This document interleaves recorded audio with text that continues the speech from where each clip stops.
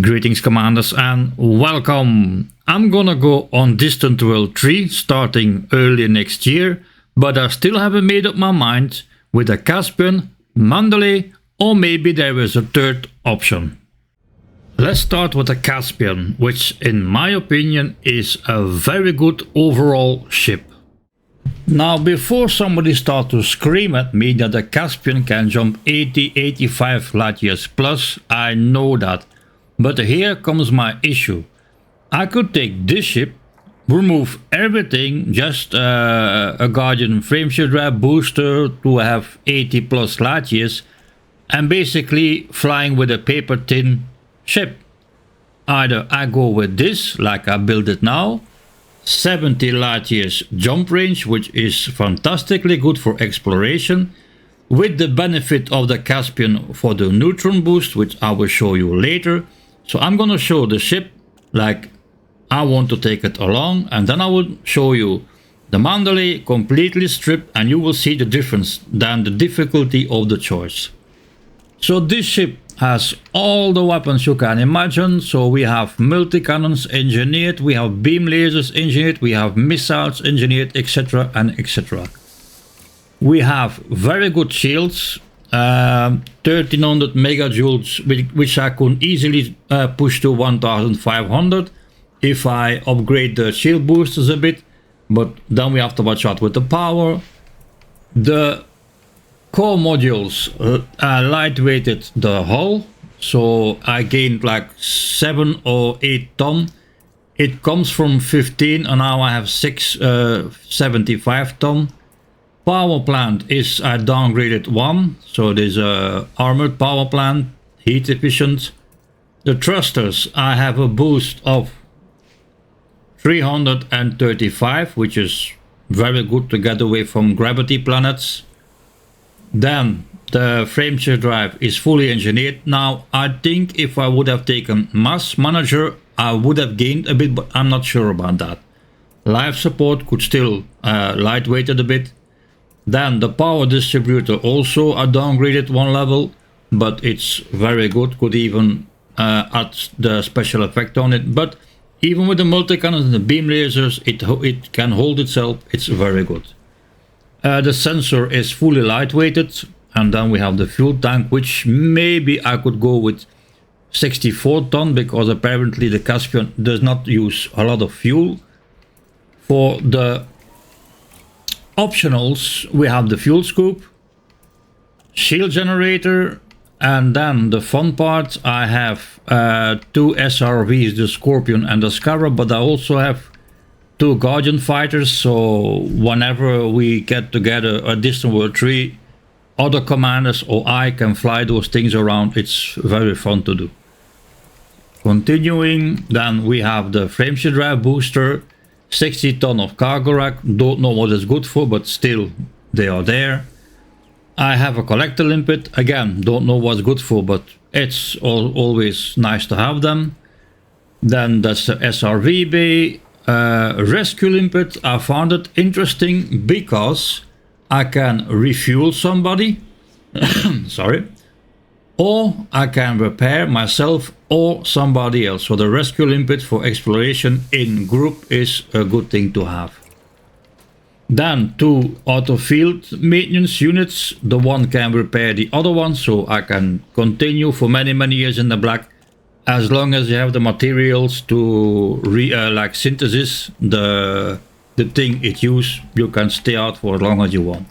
1 module reinforcement, don't know what's good for, but I know I have the room for it.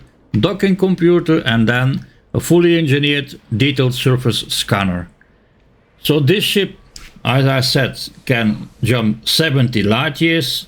It's very good for everything you want to do in the bubble, but it's actually also very good for exploration. Now the fun part with this ship is I have, as you can see, current 70.13 light years, but if you go to a neutron corona, which I did, I will let you show how much it can jump. 423 light years. So that is the benefit of the Caspian if you use this ship. And now the issue with the Caspian is it can land very, very difficult. There seems to be an issue with the landing gear. Frontier is working on it, I've heard. So if the terrain is even a little bit rough, the Caspian will hover forever to be able to land. So on Distant World 3, where a lot of commanders will have like point of interest to land together, and you hanging there for 50 minutes trying to find a spot, that will be very, very annoying. So that is one of the biggest reasons that's holding me back for now to take this ship. Now let's take a look at the Mandelay. Here we go. The Mandelay has no weapons, has no utilities, and then the core, so lightweighted, but it basically doesn't do anything because it doesn't remove weight. The power plant armored A-rated, so 4A, thermal spread. The thrusters are D-rated. I still have enough to get away from the planet, 452 boost. Then the frameshift drive is actually the pre-engineered one, so the best of the best, deep charged. Life support, lightweighted. Power distributor, everything below the 4 will not give you a boost. I tested it, so the 4D is the minimum that you can use on the Mandelay. Charge enhanced, a bit engineered. Sensor is lightweighted, and the fuel tank 32. Then the fuel scope, Guardian FSD, a shield generator. If you bump in a planet, not to explode. It's not much, 168, but should be enough not to get too much damage. A cargo rack, then 2 auto field maintenance, the same as on the Caspian. The rescue limpet, again, to here fuel and repair, so you could do the same. One module reinforcement, I have the room for it. The docking computer and the same detailed surface scanner, fully engineered. And the ship in this thing will jump 83.95 light years, which is 13-ish light years more than the Caspian. But it's an empty ship that you're flying around. Now I have to say that the Mandelay is very, very nimble, even the Caspian, but if you're flying around with the Mandelay, it looks like you're flying with a Sidewinder. It's very nimble. But yeah, there are issues too with the Mandelay. Like, you're basically flying with an empty ship. So you get my struggle. I don't think I'm the only one. The good side of the Mandelay, it will land on a postcard. Matter of speaking, is very, very small. You can see it on the thumbnail how big the comparisons of the ship. So yeah, are you going with 83 light years jump range, or are you going with 70 light years with all bells and whistles?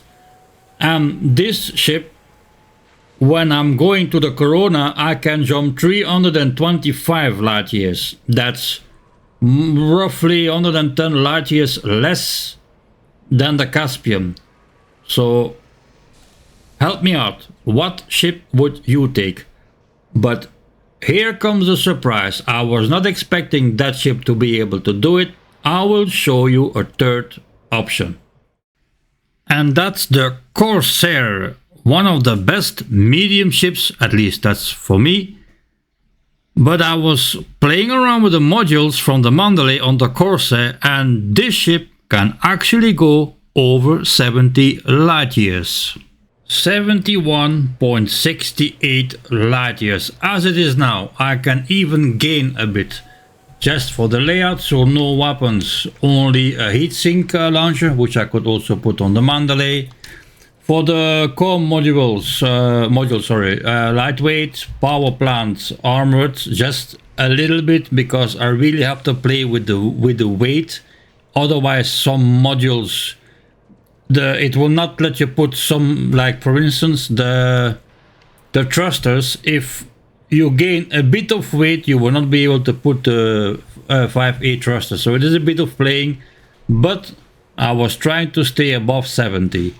So the thrusters are dirty drives, the best engineered, pre-engineered frameshift drive, life support. Here again I could win a bit weight because it's actually 4 ton, but the engineering is MISC, so to protect the integrity, but that's not good. It has to be lightweighted, so I could gain a bit with that.